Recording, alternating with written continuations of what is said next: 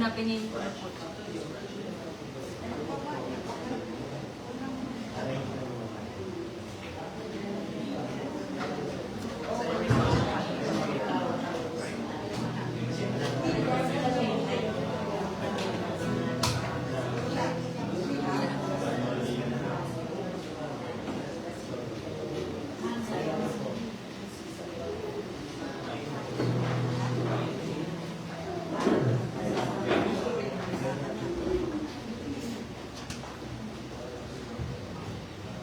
Good morning po everyone. Good afternoon po. Nakakit tayo sa aming good morning. Good afternoon po church. Good afternoon din sa mga kasama po natin online. Pwede po ba tayo kasi kayo? And as we start, let us acknowledge the goodness and the faithfulness of our God as we gather in this new place po. Pwede po ba natin makakapagod po?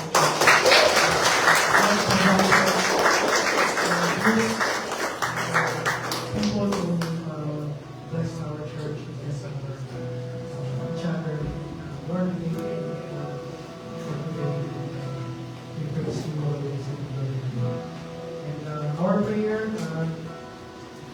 church, is that sa lahat ng pagkakataon pwede ko sa lahat mo ng naranasan natin is important that we are always reminded that this is all for our best glory. We praise and we glorify one in the name of our Lord Jesus Christ. So for this afternoon, let's give our best praise. And Lord, we ask that you remove any distraction that hindrance of our bodies, our hearts, our minds, as we give the best praise and worship to you.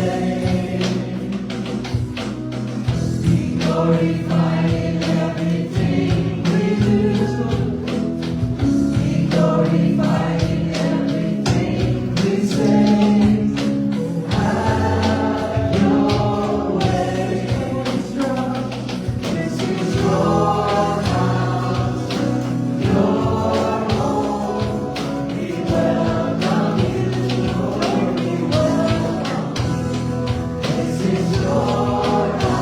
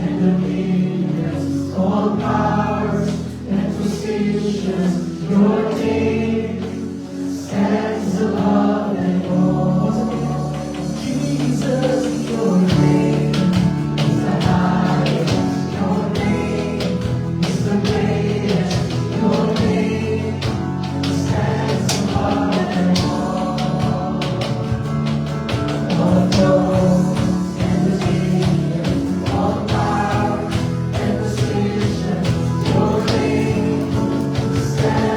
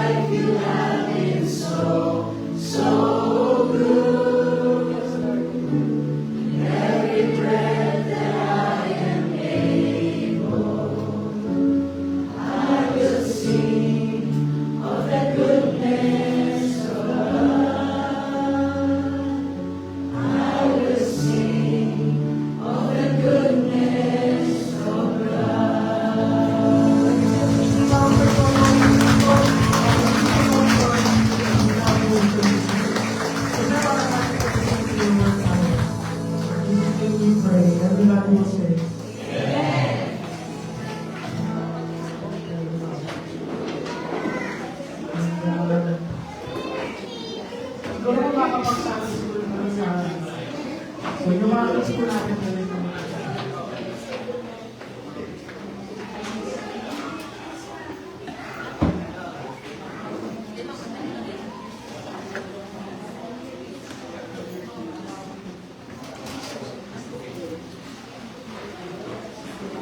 Hindi pa natin gamayan ang ating mga katabi, sarang ito. Hindi na natin pwede.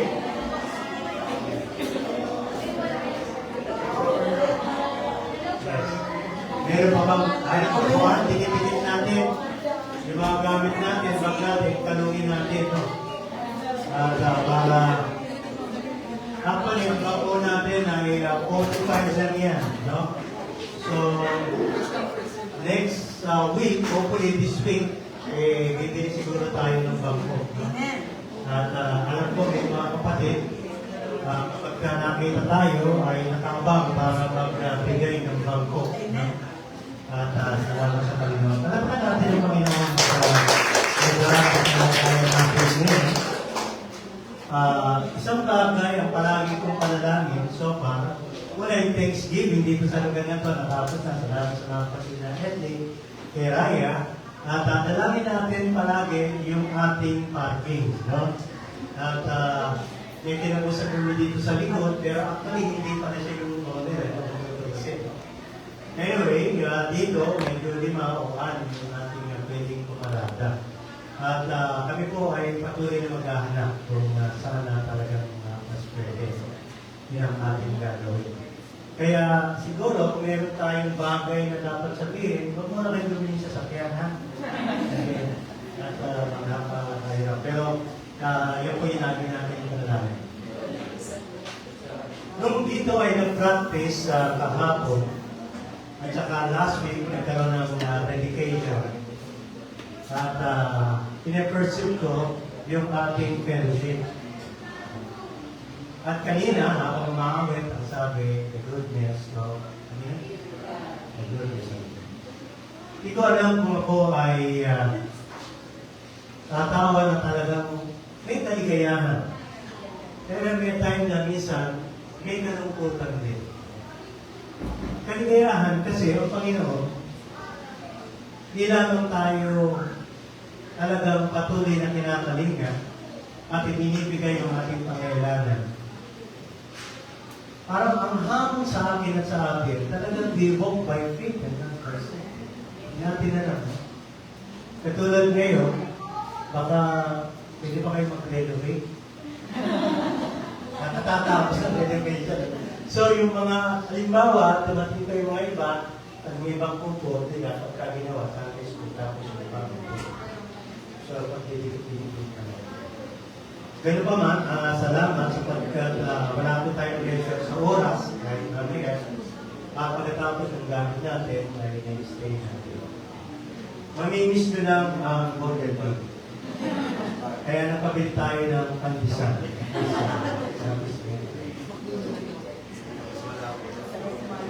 Kaya napakabuti ko ng Panginoon. Well, ang ating pong mensahe ngayong umaga, bilang pasimula sa atin, ay may kinalaman po sa pagsunod natin. Yung ating obedience. Sino po dito willing sumunod sa ating Panginoon? Ano man mangyari? Yes. Amen. Okay. Kasi ang ating pong topic is, we ought to obey God rather than.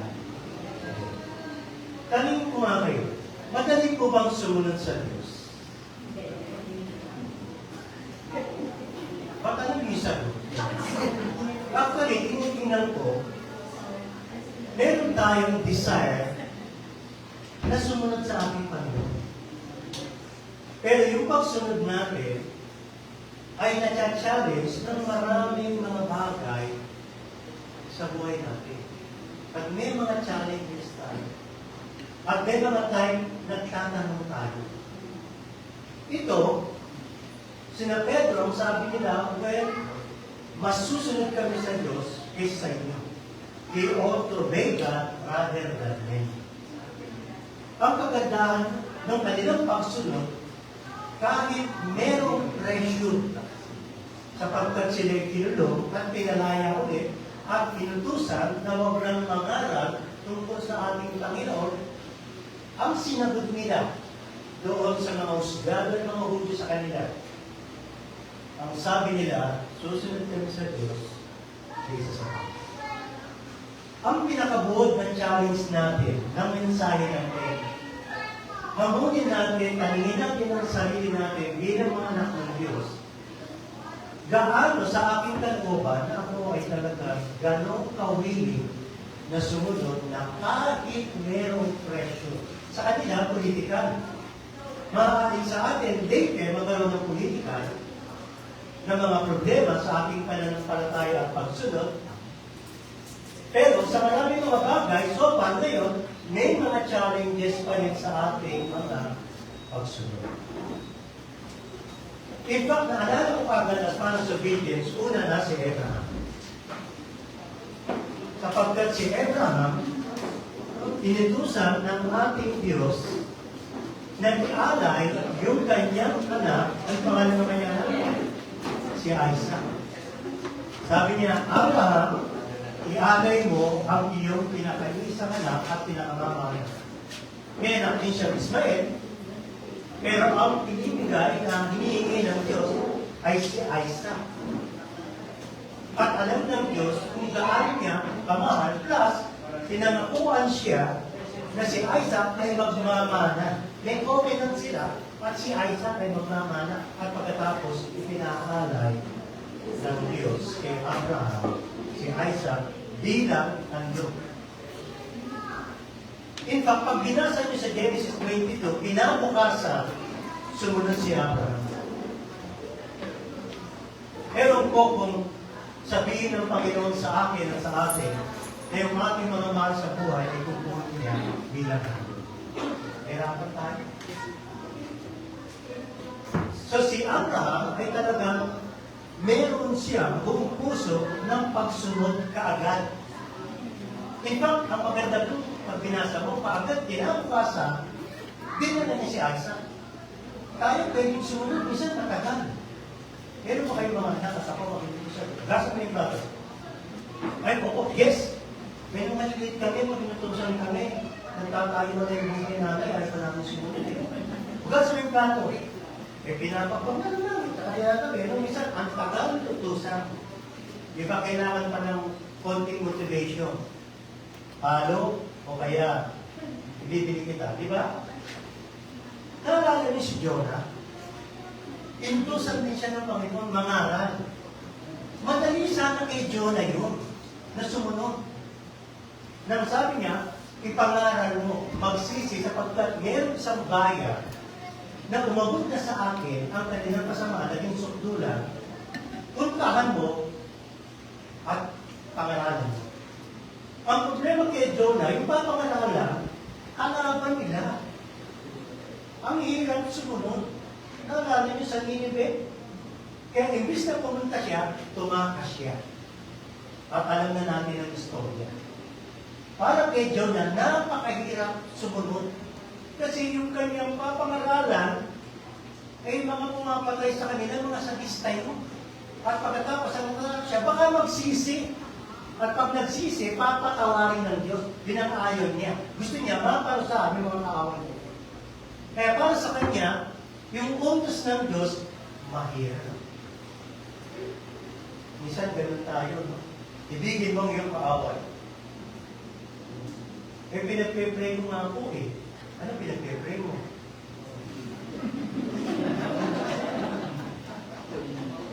Kaya may motivation yung pagsunod natin. Si King Saul, naalala ko rin. Di ba, inutusan siya sa manikita na patayin pati yung hari nila, leader, si Agag.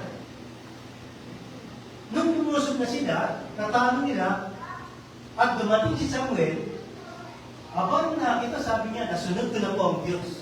Sabi ni Samuel. Hindi Samuel, nasunod mo na. Eh, may narinig kong mga hayop. May mga ano. Sabi niya, yung ba? Sabi niya, in-spare ko yan. At pagkatapos, iaalay natin sa Diyos. At binuhay niya pa si Agag. Kaya ang ginawa ni Samuel, pinamatay ko, pinalagarin. Pero sabi niya, ano mga hayop yun? Ito, pareho natin. Magkaroon siya ng dahilan. At ang sabi niya, i-over natin sa Diyos. Pinili namin yung pinakamaganda. Pero ano yung sabi nila? Patayin lahat. Ang mga hayop, walang ititira. Pero lang Diyos. At unti-unti, lumayo na ang kalooban at Espiritu ng Diyos. At sinabi na Samuel sa kanya, to obey is better than obedience is better than sacrifice. Contextualize natin yung to obey is better than sacrifice. Pag in-apply natin, mas hiningi ng Diyos, sumunod tayo, no? Kaysa tayo ay marunong magbasa ng Biblia, alam natin, mag-memoria, pumunta sa church, regular tayo, lahat ginagawa natin, involved tayo sa ministry, yes, pwede yun. Pero actually, pwede din naman tayo, matigas ang ating kalooban, kahit tayo po ay gumagawa ng mga bagay na tungkol sa Diyos, tulad ng mga Pariseo at Saduseo. Kaya ang tanong, paano po tayo namomotivate bilang mga anak ng Diyos na sumusunod sa Kanya? In fact, thankful ako dahil sa marami sa atin nakikita ko po, talagang nandyan yung desire na sumunod sa ating Kanya. Kung nag-struggle kayo, hindi kayo nag-iisa. Hindi yung katabi mo. Diba? Ako din eh. Hanggang maaari, gusto ko natin sumusunod sa Panginoon. Pero meron naglalaban para sa ating isa sa kalooban natin. Meron tayo siguro, meron ibang motivation, no? Mga bagay na struggle. Si Pablo po nag-struggle, sabi niya, gusto niya sumunod. Yung gusto niya gawin, hindi niya magawa. Yung dapat hindi niya gawin, minsan hindi na nagagawa niya. Tama ba yun? Mga kapatid, nakakahilay kayo doon? Yes, nakakahilay. Di ba pagdating nga ng medyo payapa na tayo? So, di ba? Nagawa yung bakit ko nasabi yung bakit? Di ba? Nagkakaroon tayo ng, di ba? Mga pag-iisip sa atin. Hopefully, ngayong hapon, at least, ma-realize natin at ma-challenge tayo na palagi na isipin natin na kailangan natin sumunod sa atin. Hindi ko malimutan, nung bata ako, inutusan ako, yes, bakit ako. Nakatira kami ng araw sa Madlang Hayat. Inutusan ako sa palengke, lakad. Pagbalik ko, mali yung aking bili, balik na naman. Doon na ako natusunin. Yung una, okay, pero yung pakalawa, hindi. At kalimitan, doon tayo may hinata. Yung tinatawag nating consistency ng ating obedience, ng ating buhay, napakay. Kaya talagang kailangan natin na talagang araw-araw, minum-minum oras-oras, na tayo po ay palagi lumalapit sa ating Panginoon. Obeying God. Ang sabi ko, obedience to God proves our love for Him. Tandaan natin yan. Ang pagsunod po natin sa Diyos ay bunga at nagpapakita ng ating pag-ibig sa Diyos. Kaya pagka sinabi natin, mahal natin ang Panginoon, ibig sabihin, sumusunod tayo. Tama po? So, bahagi po yan at kasama. Demonstrate our faithfulness to Him. Yung ating katapatan sa ating Panginoon, it glorifies Him in the world. Ibig sabihin, kapag tayo po ay sumusunod at nakikita tayong tunay na mga anak ng Diyos, naluluwalhati ang Diyos maging po sa Diyos. Patutukan natin yun, yung ating pagsunod, yung ating buhay. At pagkatapos, it opens avenues of blessing for us. Pag sumusunod tayo, nabe-bless po ba tayo? Yes.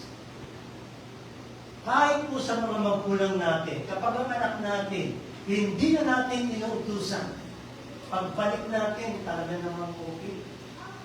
Natutuwa tayo, di ba? O anak, ito yung nagawin na parang alam na naman paluin mo pa. Ibig sabihin, natutuwa ka, naluluwal, nagagalang tayo. When we obey the Lord, we can live a life of joy without shame, rooted in the deeply in the Lord and confident in our eternal. Where the Spirit of the Lord is, there is freedom. Ganito, kapag tayo po ay nakakagawa ng kasalanan at malayo sa Diyos, iba tayo pinanahihirapan. Nabibiyuti tayo. No? Mabigat yung ating kalooban. No? Kahit na sinabi natin, medyo parang, okay naman ako dun, tama naman ako dun.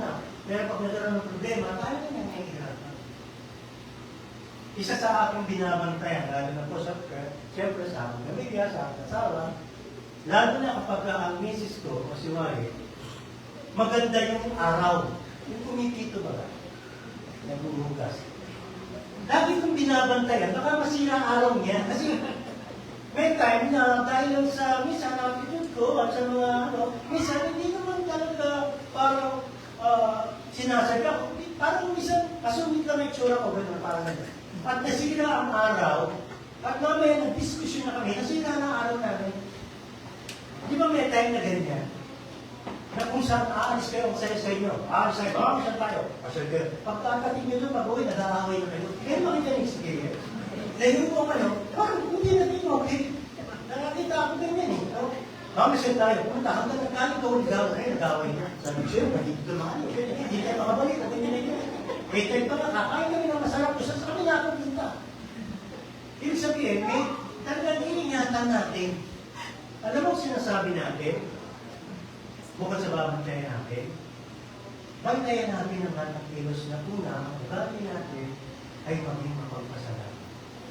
Talagang ibibigay natin sa ating Panginoon ang lahat sa atin. Obedience comes from the fear of the Lord. Okay. Yan ang unang punto natin. Ang pagsunod natin ay may kinalaman sa ating pagkatakot sa Diyos. Mamaya tingnan natin pagkatakot. Ang pagkatakot na yan ay yung tinatawag na reverent fear. Kasi mataas at Diyos siya, no? Talagang meron tayong paggalang sa ating Diyos. Ang nakita ko kagad sa Acts 5, merong mag-asawa, si Ananias, ano yung isa? Kaya si Sapphira. Kasi Sapphira sila ng kapatid. Si Sapphira. Pag pinasa ninyo, dalawang anihang page. Aba, itong mag-asawa, kukwento ko kasi alam yung istorya. Nagbenta ng lupa, tapos inalay sa pakanan ng mga apostol. Tama? Pero, naalaman at nahuli sila sapagkat, of course, ang Banal na Espiritu, no, pinahayag maging kay Pedro. Kasi, silang dalawa, nagbenta ng lupa, inialay, at ang portion na binigay, maaari na sinabi nila na yung buo, nagsinungaling sila, para bang binenta 1 milyon ang lote. At pagkatapos yung 500 binigay. Yung 500 sinabi nila. Ang problema, nagsinungaling sila na sinabi nila lahat yun ay kabuuan ng lote nila. Tama ba yun o hindi? Siguro pag sa atin, ay pwede na yung 500,000 na yun, bahala na sila sa pati. Problema, nagsinungaling sila.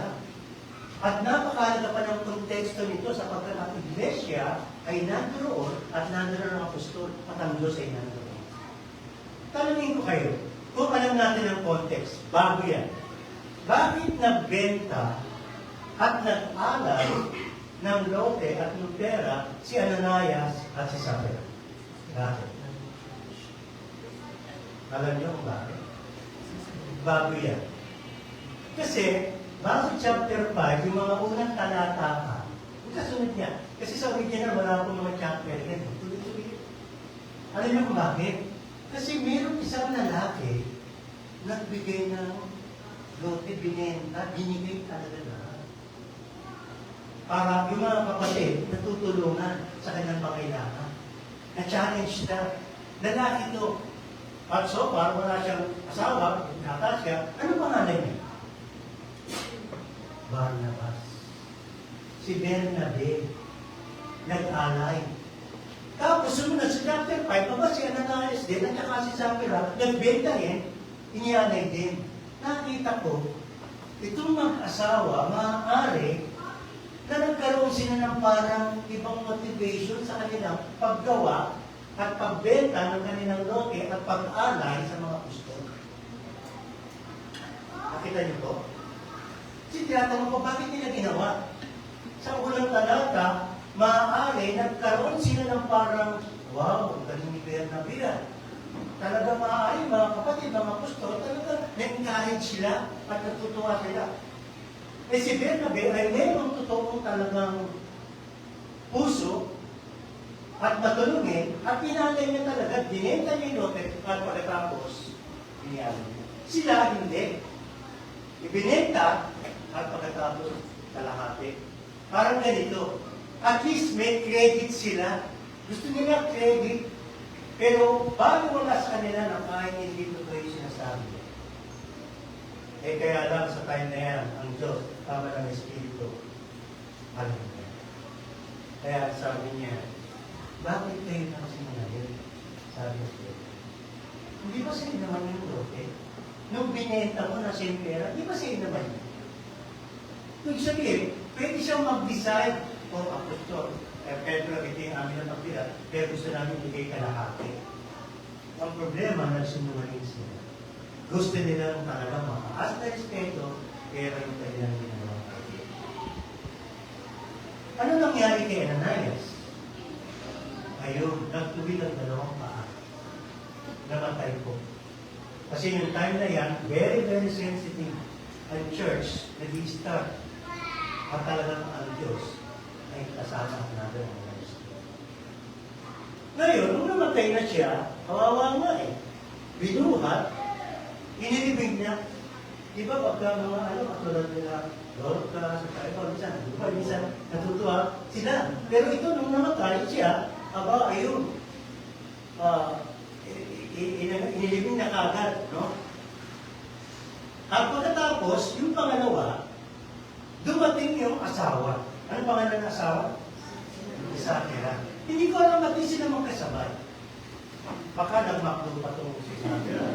Kasi now it was about 3 hours na unang pumunta sa templo, maaari, o kung anumang lugar sa ano, at pagkatapos si Isakira, after ka, saka dumating. At nung dumating siya, tinanong siya ni Peter.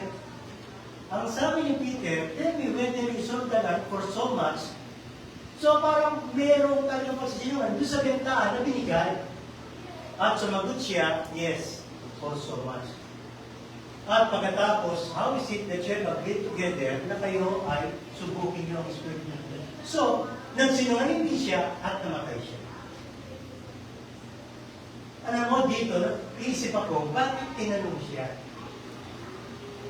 At ang sabi niya, totoo ba na ganito? Eh sa unang talata, nag-usap talaga yung mag-asawa. Nag-conivance.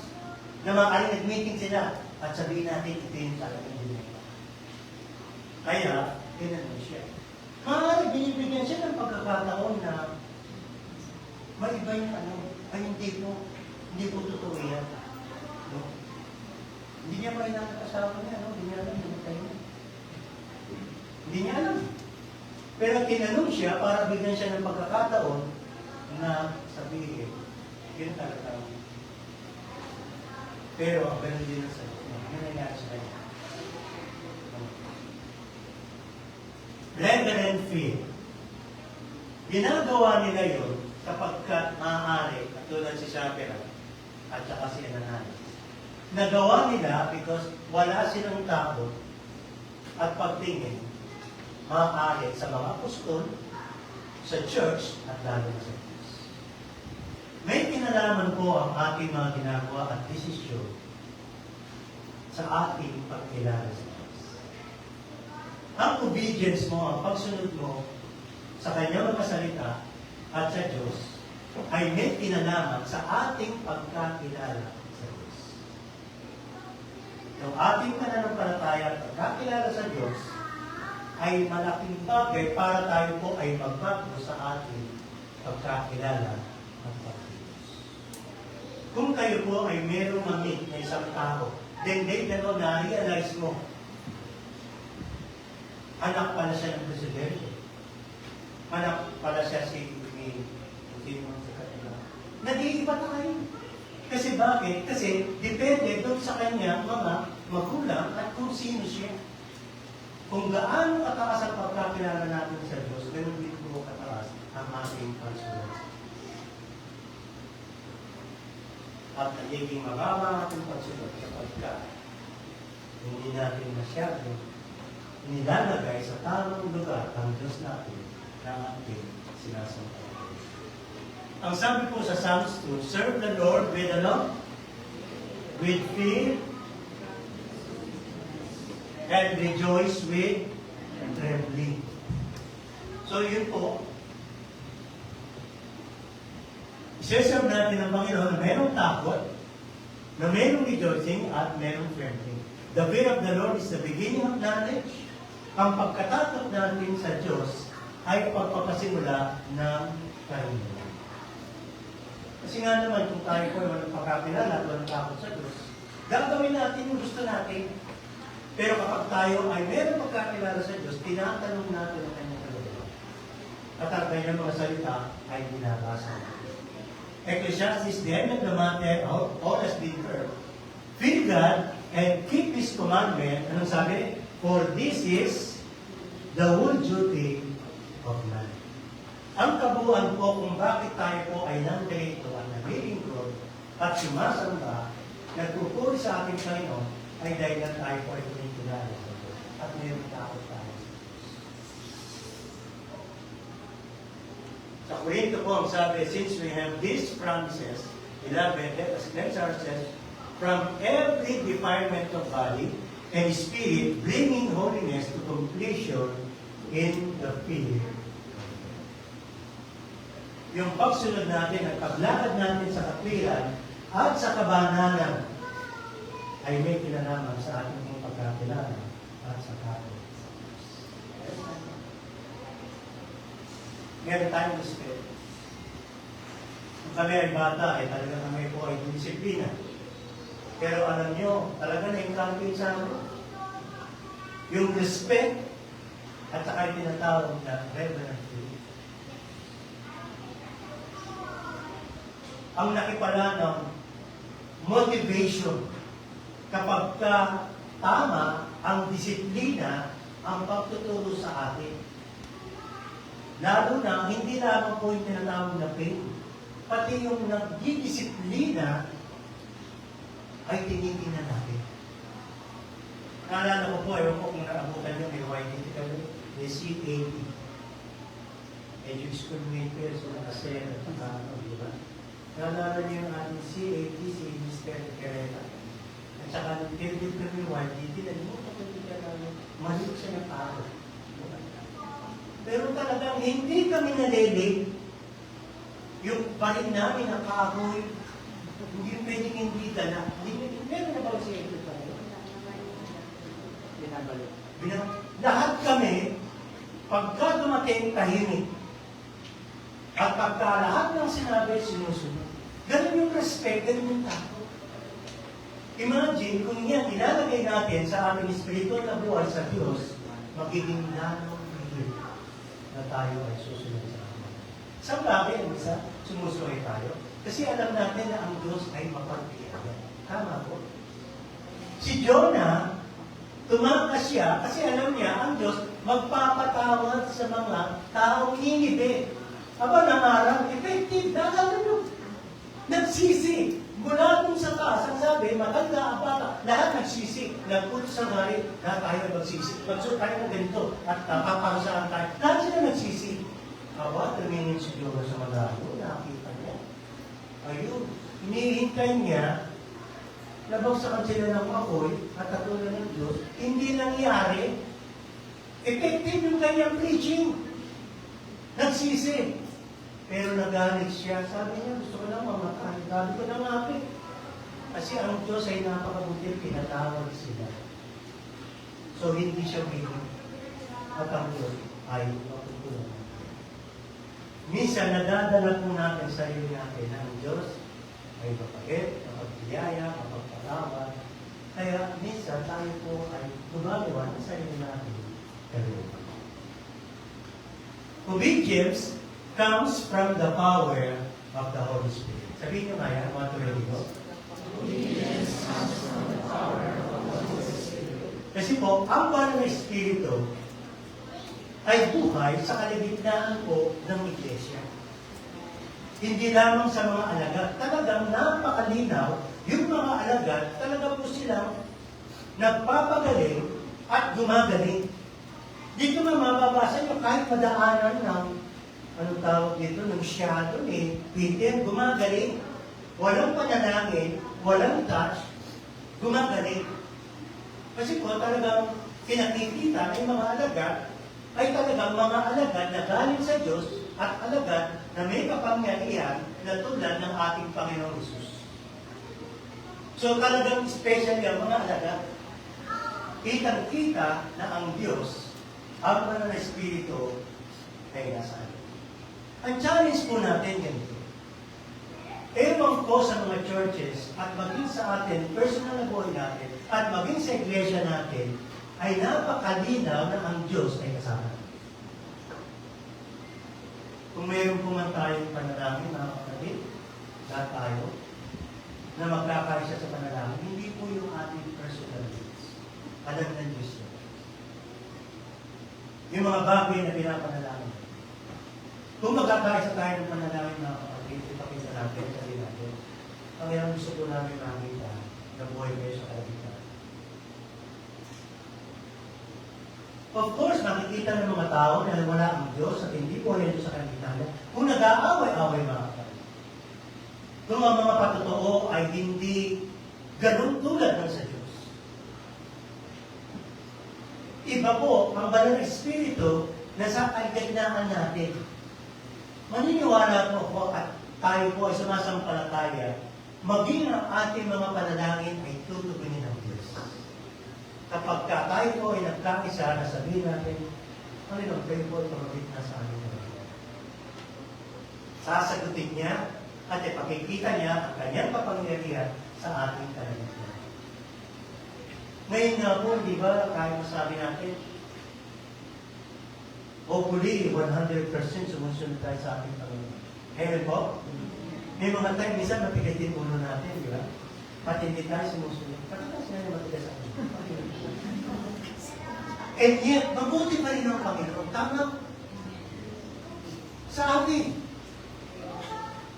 Paano ba kung meron tayong kaisahan na tayo po ay dumadalangin na ipakita natin na ang Diyos ay buhay sa loob ng ating bahay, sa loob ng ating relasyon, at lalong higit sa loob ng ating iglesia. Na ang palagi natin pinag-uusapan, ibang-iba po ang church noong panahon nila sa panahon natin ngayon. Kasi po ba kayo? Kung paano kumilos ang banal na Espiritu sa kanila at sa ngayon. Okay. Kahit sabihin natin po na may mga iglesia na parang pwedeng pinagpapala ng Diyos na kung saan parang paramihan. Marami pong mga grupo na religion na mas marami kaysa sa mga evangelical Christian churches. At hindi natin kayang sabihin na ang Diyos ay nasa kanilang kalagitnaan.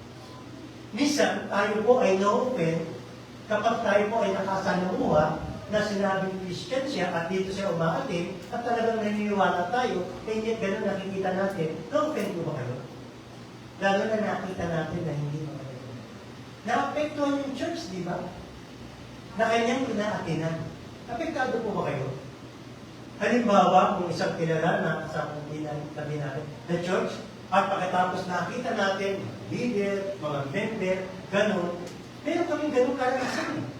Naalala ko nagkaroon kami ng tinatawag na mga youth fellowship dun sa amin sa Taytay, at nakasama namin yung mga Christian na ibang grupo, yung mga at napakarami nila. Hindi, marami ito doon, mga kilala, mga Christian na namin, na napakalayo ng kanilang pananampalataya mismo sa kanilang buhay. Hindi po ako makakapag. Kung paano sila magsalita, kung paano sila mabuhay, kung paano sila mag-chicks, etc. Then of course, inisip ko, ganun ba ang church mo? Dalam po ba natin ang bawat isa sa atin kung tayo po ay NCCC? Kanina, nakita niyo ba, dinilig namin yung NCCC? Natakpan. Okay lang yan. Huwag lang kayo tatakpan. Apektado po ba na makita ang isa sa atin sa isang lugar o kaya sa bagay na hindi maganda o sa ginagawa natin? At talaga. Kaya ang bawat sa po sa atin, sa gusto natin, ay mayroong testimony ng iglesia dinadalo. O, parang ganito. Damay-damay na po tayo. Kasama na damay-damay. Damay-damay na po. Ibig sabihin, isa lang po ang patutuo natin. Kapag sinabi natin, tayo po ay mga anak.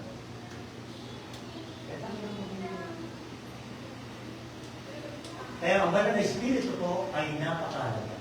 Napag-aralan po natin ang banal na Espiritu ay Diyos, at ang sabi ng banal na Espiritu is a person, not an impersonal force.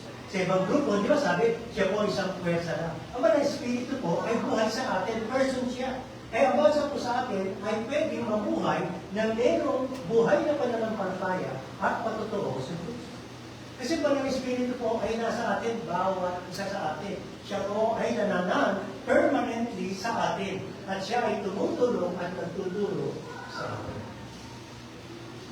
May sinabi po si Tozer. Ewan ko, of course, si A.W. Tozer, napakalalim po yung mga sinulat niya. Pero yun po ay actually hindi nakatapos ng talagang formal studies. Pero yung kanyang mga sinulat, talagang napakalalim. Very, very sinulat. May sinabi siyang ganito, if the Holy Spirit was withdrawn from the church today, okay, 95% of what we do would go on and no one would know the difference. If the Holy Spirit been withdrawn from the New Testament church, 95% of what they did would stop and everybody would know the difference. Naintindihan niyo po ba, mga kapatid? Very good. Ang banal na Espiritu po, kung aalisin ngayon sa iglesia, 95% ng mga ginagawa natin magpapatuloy at walang makakakita ng pagkakaiba. Ibig sabihin, ang church, pwede magpatuloy kahit wala ang banal na Espiritu. Sa ngayon. Wala silang makikita ng difference. While in the New Testament times, pag inalis ang banal na Espiritu, tigil sila. Nang ibig sabihin, ang iglesia ng time nila ay nakikilala at nararamdaman ng pagkilos ng Diyos at ng banal na Espiritu sa kanilang kalagayan. Actually, kitang-kita yun. At minsan, nararanasan natin yan. Ganun din naman eh. At bago susunod, okay lang naman ako. Hindi naman ako tinatama ng tigla. Hindi naman ako nagkakasakit. Okay lang ako magsimba, okay na ganito. Hindi ko kailangan ng 100%, 95%, 99% mag-commit. Hindi naman kailangan mag-baptismo, mag-commit, magbasa, mag-pray, mag-attend na ganito. Okay na ako. Then wala naman nangyayari sa atin. Tama? Parang hindi kayo. Sa time nila, hindi pwede. Pag wala mo ng Espiritu, they are dead. Ngayon, alisin naman ng Espiritu, walang difference. Yan ang sinasabi ni David. Ibig sabihin, marami na po na sinasabi mga anak ng Diyos. They don't even know and recognize the difference between being God. A child of God is God.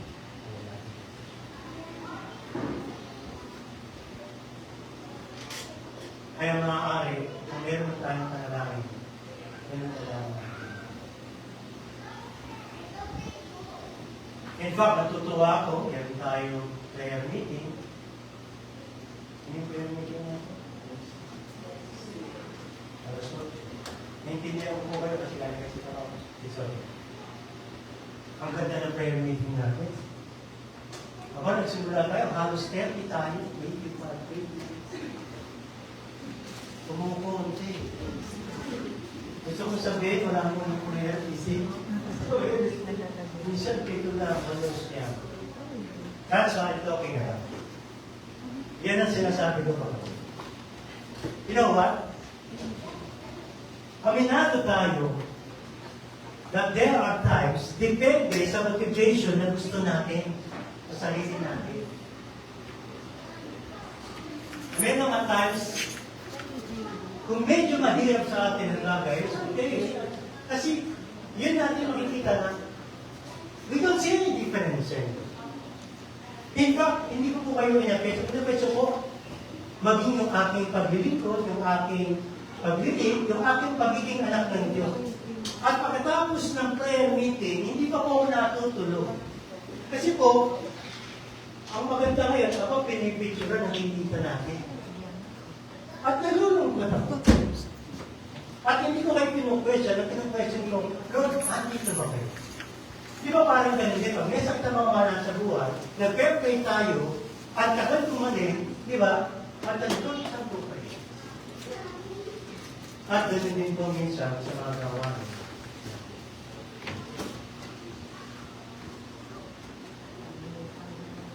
Kaya itong sinasabi ni Tozer, ay naman. Kaya ang gamit ko sa atin, pagdating sa point na to, ang ipapanalangin natin na magkaisa tayo na makakita natin at maramdaman ang Diyos ay buhay sa atin. Nagpapasimula po yan sa atin, sa ating pamilya ng mga. Hindi ko sabihin, kahit sa relasyon natin, sa mga asawa, sa isang pamilya, at sa sambahayan natin. Kung hindi ganun tayo ka-active, ka-agresibo, na ang Diyos ay makita natin sa ating kalagitnaan, hindi po mangyayari. At maraming pagkakataon ang pamilya ngayon, dito po sinasabi kayo, ay nakakarinig lamang ng panalangin at ng salita ng Diyos sa panahon ng sila nagsisimula. E paano naman hindi magiging totoo sinabi ni Tozer? Pagkatapos ng simbahan, sini naman. Di ba? Pagkatapos ng simbahan, gala naman. Walang masama.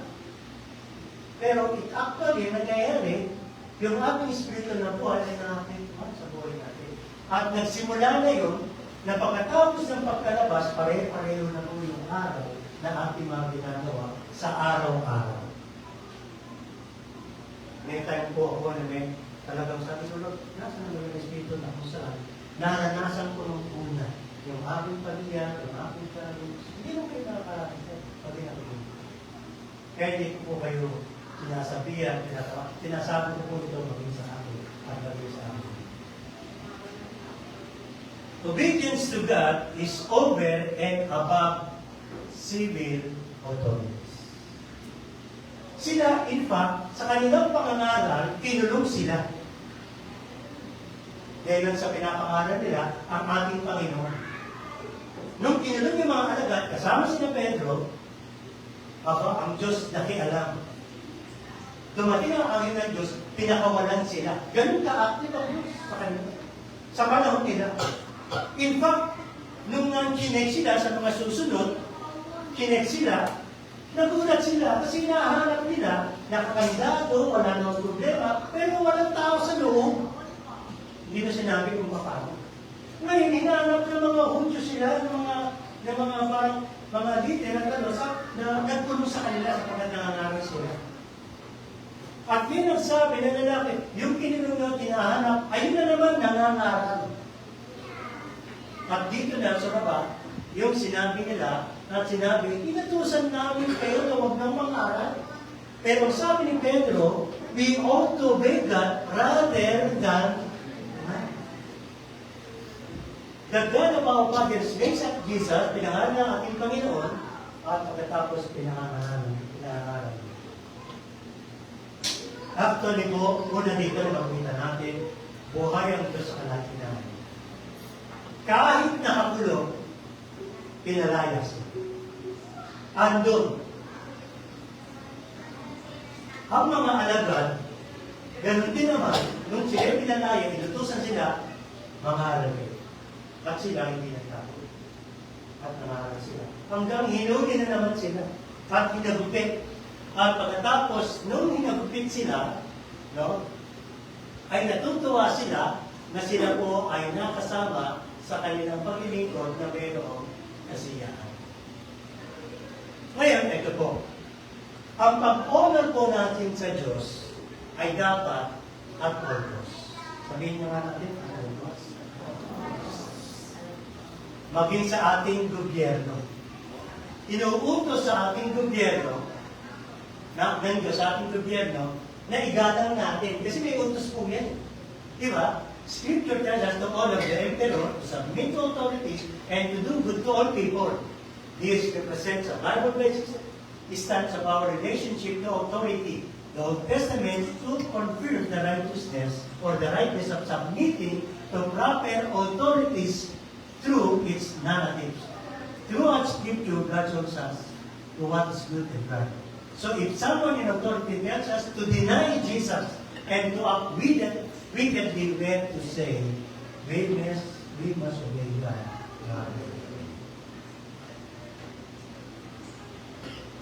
Salamat sapagkat ngayon wala pa nagutos ng ating gobyerno.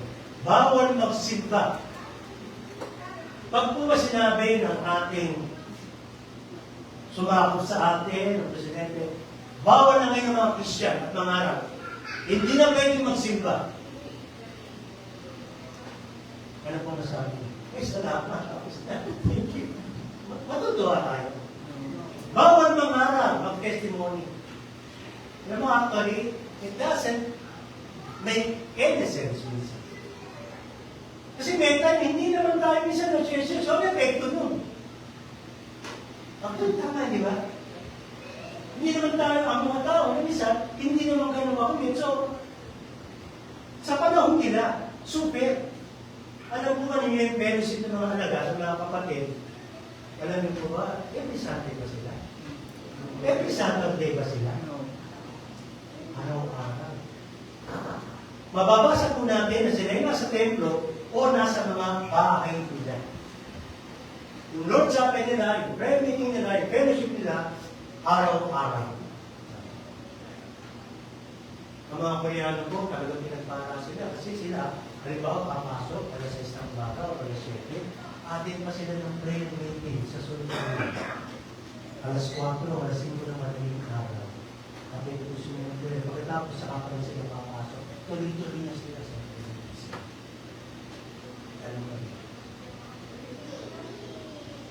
Nakita ko kung gaano sila mag-pray at kung gaano sila kaseloso doon sa iglesia at sa fellowship. Hanggang ngayon nakita ko po yung mga picture nila sapagkat nakilala po natin sila. Nasa Davao sila. Dalawang Koreano na dating kasama namin dito, ngayon napunta po ng Davao doon sa mga missionary natin na sila Saint-Pierre. Namatay niya yung Saint-Pierre missionary. Pinakilala ko sila doon, kasama ko sila dito sa church natin. Yung pinakilala ko sa doon sila sa iniwan ako, doon sila nagtayo. After 1 year, inimbitahan natin. Alam mo kung ano yung invite sa akin? Magsalita kasi anniversary nila. Or ideal, may church na sila. Ngayon po meron pang mga iba. At talagang nakikita ko kung gaano buhay ang Diyos sa kanila. Kaya pwede po pala ng Diyos maramdaman natin. Makita natin ang kilos niya sa buhay natin at sa buhay natin. Pwede. Nakita ko po yan sa maging sa aking mga Diyos. Hindi problema ang pera, ang lugar, kung hindi yung buhay mismo ng mga kapatid at ng mga tao. Ganun sila.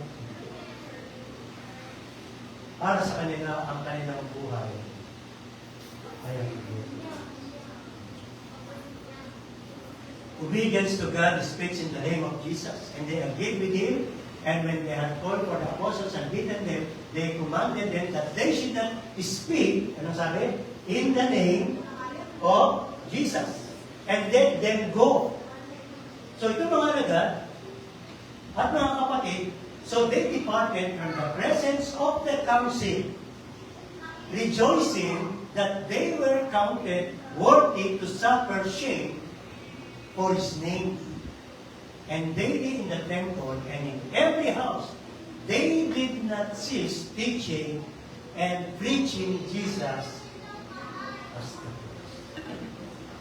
Tingnan po natin, malayo-malayo kapag ang church po ay talaga, wow. Sa kanilang ginagalawan. Sa kanila, nagsuffer na sila, pinahirapan na sila, nagre-rejoice pa sila. Ang rejoicing nila, ang sabi niya, they were counted worthy to suffer shame for His name. Natuwa sila na sila ay naghirap din sa pangalan ng ating Panginoon. Uso pa po ba yun, mga kapatid? Diba, minsan, aminin natin na ang sentro ng ating pag-iisip at pananampalatayang pagdalangin, hindi ba, hindi din masama ito, yung ating pangailangan. Tama po yun. Pero, ibasin natin, at tingnan natin ang kalagayan natin spiritually at relasyon natin sa Diyos, sa ating relasyon sa ating sarili, at sa mga bagay na pinakalagayan. Sila po ay nagpunta sa templo at sa bahay. Kailan po mga kapatid? Daily. Araw-araw. Kaya natin, hindi. Pakisabi ito. Yes. Sila sa templo at saka sa bahay. Dalawa pa. At hindi sila tumigil ng kanilang pagtuturo at pangangaral sa ating Panginoon. Oh. Challenge. Ilang oras po tayo nakakapag-stay sa church? Pag sa Kenny Rogers, walang problema kasi 2 oras, 3 oras na tayo. Dito ba, payat tayo, nabutin tayo ng alas 20 na natin? Di ba? Huwag na yung araw-araw, mabigat na yun. Yung oras na lang, ilang oras ang ating pananatili bilang magkakasama. Ilang oras ang ating panalangin kung tayo pinag-iisip. Ilang oras tayo nagbabasa ng salita ng Diyos. At ilang oras tayo nagpe-Facebook. Tama? Bilangin natin. O hindi na kayo, ako din may account. Sino may account? Pakitaas. Kayo walang tumata. Saan wala kayong account? Sino wala account? Kaya, ha? Hindi ba?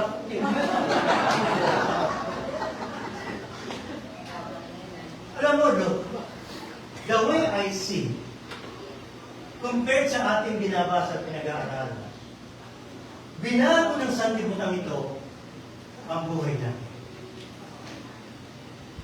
Ang buhay ni nanay ay iba sa buhay natin ngayon. Tama? Kasi sa kanila, pag-gising, nagwawalis. Tayo pag-gising, di ba, magkaiba eh. Hindi ko sinasabing, wow, ganito. Binago yung buhay natin. Pati ang trabaho natin. Sino po ang paggabi? Pakitaas ang kamay. Di ba? Hindi ka din eh, trabaho yan. Nung panahon nila, pag panggabi ka, naiiyak ka, lalo na kung babae ka. Tama? Kasi, pagka panggabi ka, it's either ikaw ay manglulukot, pangholda, or prostitute, etc. Tama? Kasi ang trabaho lang po na alam namin, mula alas 7 hanggang alas 5. Maghapon na, walang trabaho sa gabi. Pagkagabi, overtime. At ang overtime, 2 oras, 3 oras. Eh, ang trabaho ngayon, may paggabi. Diba? At ang kagandahan lang ito, work from home. Ako nung ulit, ako napaniwala sa work from home na yun. Na nag-leave ka pa. saan kami punta pag nagpapay na lang po ako? Nasa bahay ka? Naglilig ka? Work from home. Nung panahon ni tatay, pag sinabing home, walang work, natutulog yun. Kasi pag di ba, sa bahay, nakakalungkot po yun. Ano bakit? Ibig sabihin, si tatay, walang trabaho. Kapag nasa bahay. Kapag siya'y umaalis, natutuwa kami kasi pagbalik, may dalang bilang. Ngayon, nakakagulat, ang lalaki ng sweldo, work from home. Ako nagpapasalamat din. Kasi so far, ang anak ginawa sa anak ko at sa mga mga natin. Kasi pwede naman yun eh. Dahilan po sa computer, tama? Tingnan mo na, i-work from home, pakita sa kamay. Tanong ko lang, nagsusweldo ba kayo? Di ba? May sweldo ba kayo kapatid? Ako nga, walang tinatanong ko. Ano ba talagang trabaho? Siguro sweldo ba? Meron eh. Hindi na kayo nakakampunan. Noong time na yan, wala. Ngayon, ang pressure ng boy ka ito. Binago ng sanlibutan yung pamilya. Wala akong masama. Unless masama yung sinasabi ng sanlibutan. Ang masama ay binago na rin yung ating spiritual at pananampalataya. Ang kagandahan lang, masasabi natin, tayo pa rin ang makapagsasabi at makapagdidikta ng ating kalooban sa Diyos na kahit ganito ang iyong sitwasyon, ikaw pa rin ang magsasabi, Panginoon, sa kabila nito, gusto kong sumunod sa iyo. Sa kabila ng pangyayari at buhay na ito, napakahirap, wala po akong magawa, kailangan ko magtrabaho, kailangan ko mag-sideline, pero pinipili ko kayo na sumunod sa iyo. At yun po ay pwedeng mangyari sa sino man sa atin. At maramdaman natin na ang Diyos ay buhay sa atin. Personally, we can still make a decision na sa kabila na ikay busy at pagod at malungkot at maraming problema, you can still make a decision. Susunod sa iyo. Kayo pa rin ang buhay. Sa kabila nito. Hindi ka nababago ng sitwasyon ng iyong paligid, hindi ka nababago ng mga matira ng mga bagay. Kasi pwedeng magbago yun eh. Sa buhay natin, pwede tayo maging busy sa maraming mga bagay. Walang masama, pero naiiwanan natin ang Espiritu ng Diyos. Madaling salita, ang challenge po sa atin, kaya natin mag-desisyon na tayo po ay sumunod tayo sa Diyos.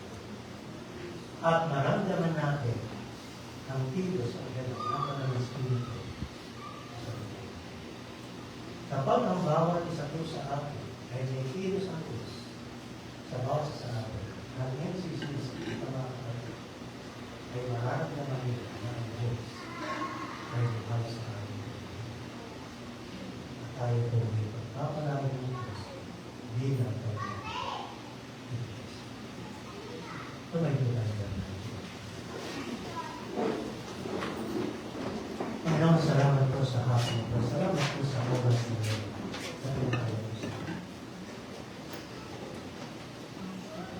Salamat po sa pagkakalan namin. Ayon po sa inyong mga salita at sa inyong mga Espiritu. Andi po kayo. At kumikilos kayo sa buhay namin. Dalangin namin na kayo po ay maging active, maging buhay sa amin, relasyon at pananampalataya sa Diyos. Hindi lamang po sa kapanahunan ang aming pong ginagawa ay nasa po namin ng Diyos kayo po ay magiging una sa buhay. Pagpalagi po mga salita sa basa ko sa pangalan ng Diyos. Amen.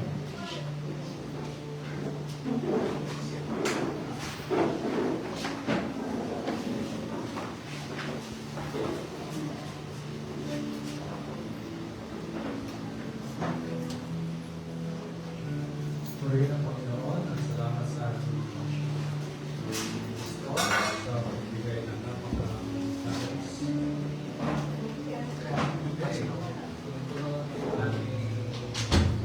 The house is full, right? Okay, that's another challenge. So,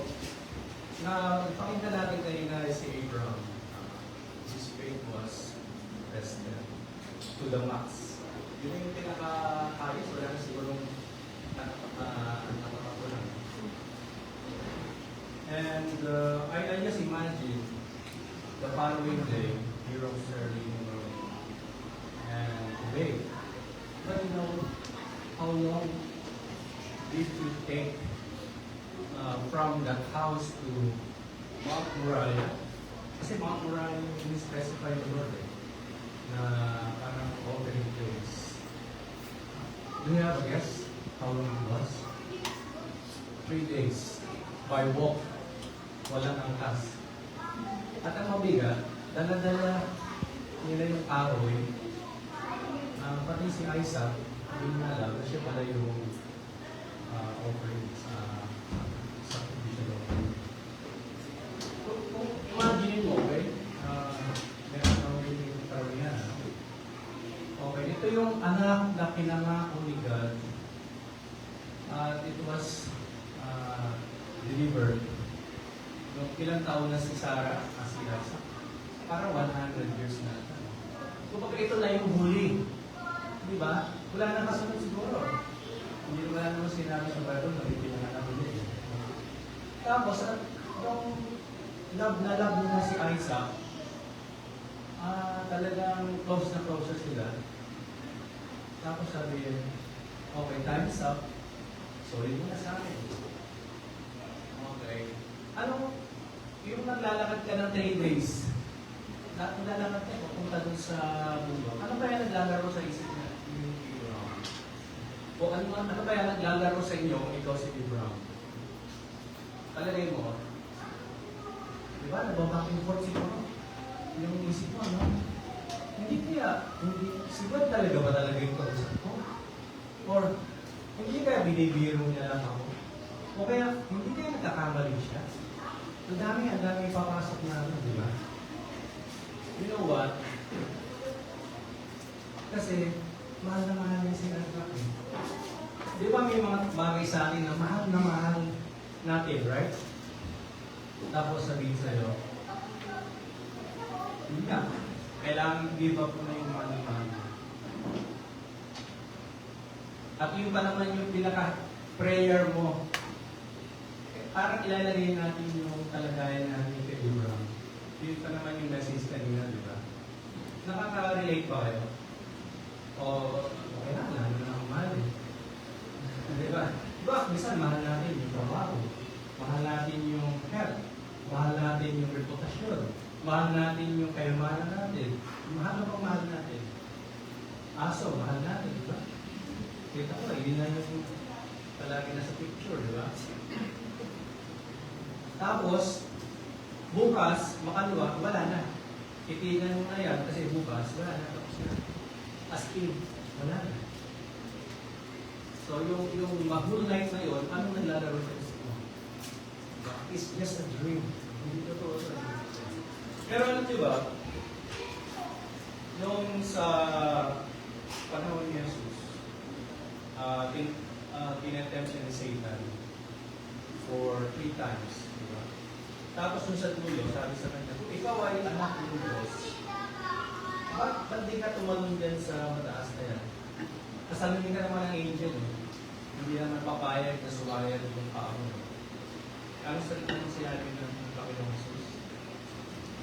It is also written, do not put the Lord your God to the test. So in simple words, never test God. Subukan niyo namang i-test si God. I-dare. Subukan ko nga, kung tatanong ako dito, kung sasaluhin ako.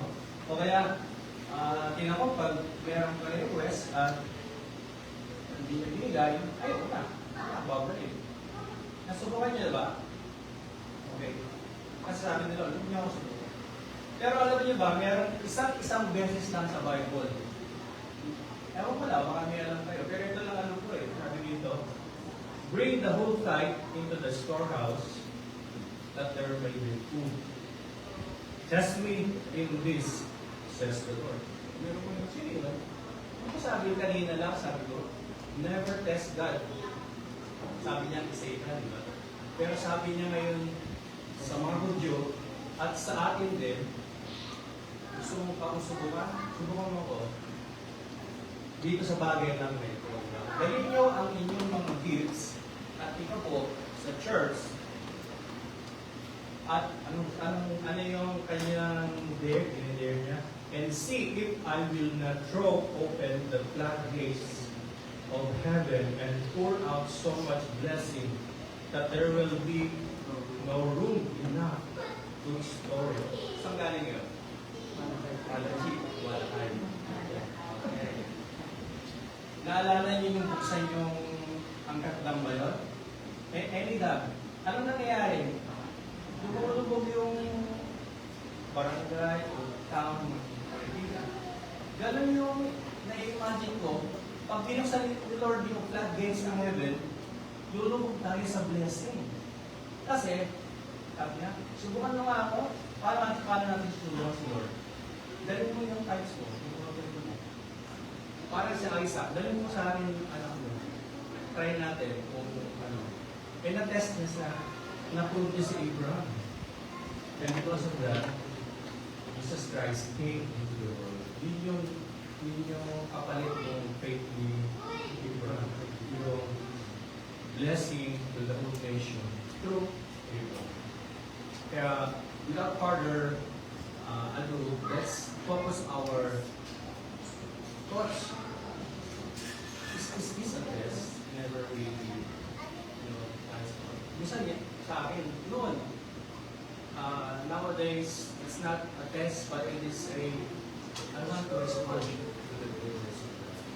Pero siyempre, may iba tayong level, may bago, I cannot pass this test. This is too hard for me. This is my last. Ito na nga yung huli-huli ko eh. Kung baga, bitit-bitit tayo. Pero sabi ni Lord, okay, subukan ko lang.